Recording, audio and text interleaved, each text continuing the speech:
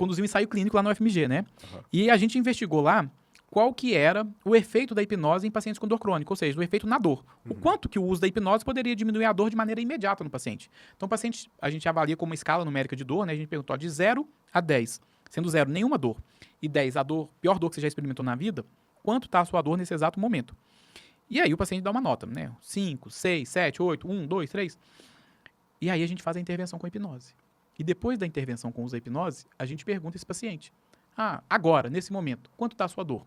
E o relato era de diminuição da dor numa ordem que, nas pesquisas que a gente tem disponível hoje, isso aqui eu vou falar assim, é quase dolorido dizer, né? Porque é muito extraordinário o resultado que a gente acabou tendo. Mas no que a gente tem de pesquisa hoje, o resultado do nosso ensaio clínico, ele só perde numa intervenção imediata, ou seja, para diminuição da dor crônica imediatamente, só perde para o uso de ketamina intravenoso. E isso aí só pode ser aplicado num hospital. Caro. É caro e assim, é uma abordagem, assim, o último das últimas, porque existem vários riscos, né? Efeitos colaterais. Então, morfina, opioides no geral, analgésicos no geral, anti-inflamatório, tudo isso, na média, tem uma melhora menor do que a gente encontrou no nosso ensaio clínico com o uso da hipnose. Que legal. Então, agora a gente precisa entender por que que isso funciona. Então, a neurofisiologia, a fisiologia, né, o entendimento do corpo, ele é fundamental para essas estruturas emocionais, psicológicas e etc, né? Perfeito. Foi inclusive uma crítica que a gente trouxe no nosso último episódio também.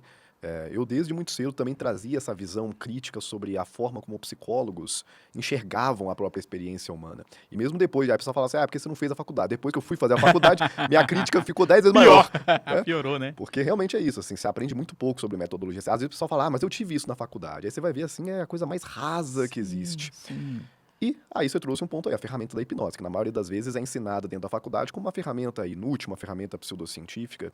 E além de ser uma ferramenta barata, diferente da ketamina, com baixíssimo índice de qualquer risco, né? Sim. O risco que existe com a hipnose é o mesmo que você tem ao conversar com qualquer pessoa em qualquer abordagem.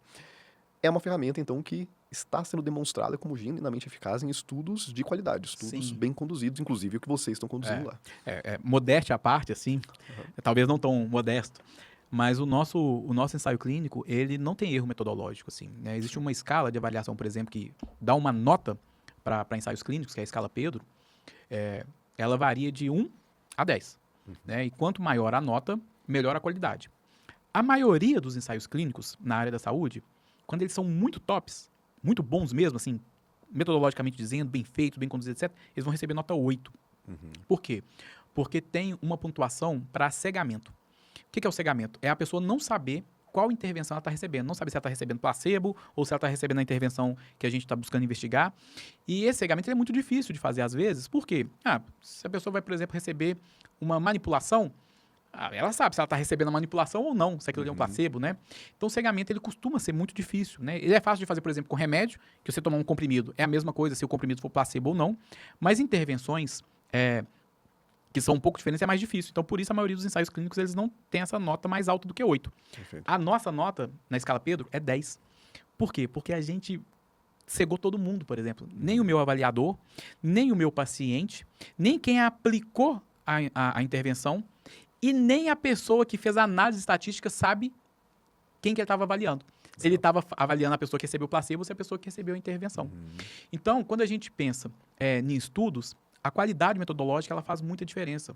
Porque existem vários fatores confundidores, né? Então, por exemplo, se eu estivesse fazendo um estudo com uma pessoa e fosse investigar a hipnose, na hora que eu fosse fazer a hipnose, eu viro para a pessoa e falo assim, então isso, agora fecha os olhos, e aí eu faço todo aquele ritual e aprofundo aquele negócio. Só pelo fato de eu estar fazendo aquele ritual, aquela pessoa ela vai se sentir quase que impelida a me dar uma resposta positiva para aquela intervenção. Sim. A gente fez, por exemplo, através de áudios. Então a pessoa recebia um áudio, um ou outro, muito parecidos, com o mesmo fundo, com a mesma com comunicação muito parecida. A diferença foram as técnicas que a gente usou durante o processo. Né? Então, aquele paciente estava cegado. A maioria deles não sabiam dizer se tinham recebido hipnose ou placebo. Sim. Qual que foi a nossa percepção? A nossa percepção foi no desfecho, que o grupo placebo teve uma diminuição muito menor da dor do que o grupo hipnose. E aí é interessante porque o placebo ele precisa de ter um resultado. E o nosso placebo ele deu um resultado. Só que um resultado menor do que deveria. E mesmo assim, o nosso resultado do placebo de hipnose, ele foi superior, inclusive, a algumas abordagens que nós temos aí.